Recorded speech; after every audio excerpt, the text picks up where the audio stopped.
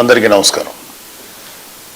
Already మా జనసేన కార్యకర్తలకి వీర మహిళలకి ఎస్పెషల్లీ పిఠాపురం కాన్స్టిట్యున్సీలో ఉన్నటువంటి ప్రతి జనసేన కార్యకర్తకి వీర మహిళలకి అభిమానులకి అందరికీ ఒక విషయం ఆల్రెడీ చెప్పాను. అలాగే కూటమిలో ఉండేటువంటి కార్యకర్తలకి నాయకులకి మహిళా కార్యకర్తలందరూ కూడా ఒక విషయం చెప్పాము. రేపు జరిగే కౌంటింగ్ ప్రక్రియలో ఎట్టి పరిస్థితుల్లోనూ సంయమనం కోల్పోకండి, కొంచెం ప్రశాంతంగా ఉండండి. విజయం కూటమిని వివరించబోతుంది.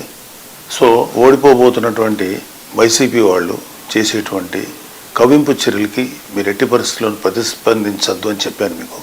కానీ రీసెంట్గా వైసీపీ నాయకుడు సజ్జల రామకృష్ణారెడ్డి వైసీపీ కార్యకర్తలను రెచ్చగొట్టే విధంగా వ్యాఖ్యలు చేయటం మేము ఖండిస్తున్నాం.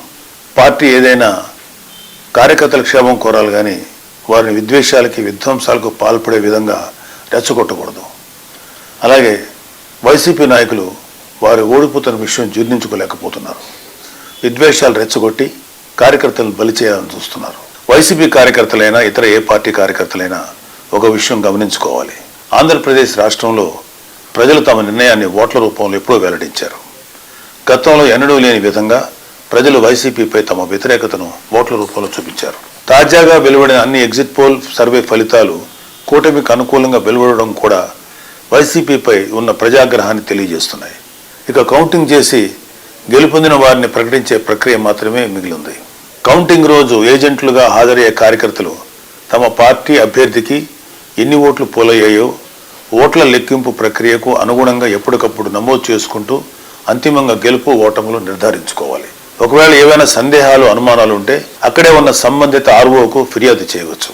ఘర్షణలకు దిగడం వల్ల కార్యకర్తలు వారి కుటుంబాలు ఇబ్బందులు పడతాయి తప్ప మిమ్మల్ని రెచ్చగొట్టేవారెవరూ మీకోసం రారా అనే వాస్తవాన్ని గుర్తించాలి. జూన్ 4న జరగనున్న కౌంటింగ్ ప్రక్రియకు ప్రజాస్వామ్య పద్ధతిలో ఎన్నికల కమిషన్ అధికారులు జారీ చేసిన నిబంధనలకు అనుగుణంగా నడుచుకోవాలని అన్ని పార్టీల కార్యకర్తలను మరొకసారి కోరుతున్నాను. వైసీపీ కార్యకర్తలు చెప్పేది ఏంటంటే దయచేసి మీరు మీ నాయకులు మిమ్మల్ని రెచ్చగొడితే దయచేసి రెచ్చిపోకండి. మీరు వైసీపీ కార్యకర్తలు, జనసేన కార్యకర్తలు, టీడీపీ కార్యకర్తలు, బీజేపీ కార్యకర్తలు ఎవరైనా ఓకే. మీరు ముందు ఒక రాజకీయ పార్టీ కార్యకర్తల కన్నా మీరు ఒక మనిషి, మీకు ఒక కుటుంబం, మీకు ఒక బాధ్యతలు ఉన్నాయి. ఫస్ట్ ఇలాంటి వాటిలో మీరు సంయమనంతో బిహేవ్ చేస్తే బాగుంటుంది తప్ప మీరు ఏ తప్పు చేసినా సరే పోలీస్ కేసులు కానీ ఇతరత్ర సమస్యలు మేము చుట్టుపట్టే అవకాశం ఉంది. దయచేసి వాటికి మీరెవరూ కూడా లొంగద్దు. న్యాయబద్ధంగా, చట్టబద్ధంగా, ప్రజాస్వామ్యయుతంగా ఈ ఓట్ల లెక్కింపుని ప్రక్రియని మనం సంపూర్ణంగా నెరవేర్చుకుందాం. దయచేసి ఎవరూ కూడా ఆవేశాలకు లోనవద్దు.